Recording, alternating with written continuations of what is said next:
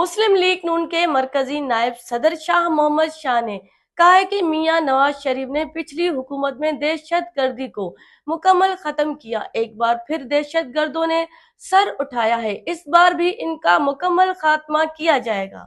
मुस्लिम league नून के मरकजी नायब सदर शाह मोहम्मद शाह का सक्खर सेक्रेटरीट में हाजी इमाम दीन खोसा, दिलावर खान, इमदाद बुल्लो, सरफराज के भाई के इंतकाल पर ताज़ियत के बाद मीडिया से गुफ्तगू करते हुए उनका कहना था कि इससे पहले गैर जमहूरी हुक्मरानों ने एक साजिश के तहत कुछ नहरें बनाने की कोशिश की, मगर मियां नवाज शरीफ ने इनके तमाम मंसूबे नाकाम बनाए, जिसमें कालाबाग डैम भी शामिल है। सिंध में पानी और नहरों के मामले पर उनका कहना था कि यह वफाक का नहीं, CCI के पास मामला है, वहां सिंध हुकूमत की भी नुमाइंदगी है और पीपल्स पार्टी चाहे तो ये प्रोजेक्ट कैंसिल करवा सकते हैं।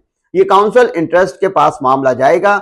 मैंने शहबाज शरीफ से बात की है, उन्होंने कहा कि सब जमातें बैठकर इस इशू को हल करेंगे। उनका कहना था कि मौजूदा हुकूमत को कोई खतरा नहीं, हम 5 साल मुकम्मल कर लेंगे। मुल्क में महंगाई एक बड़ा इशू है, मगर मौजूदा हुकूमत हर मुश्किल से निकलकर अवाम को रिलीफ फराहम करेगी।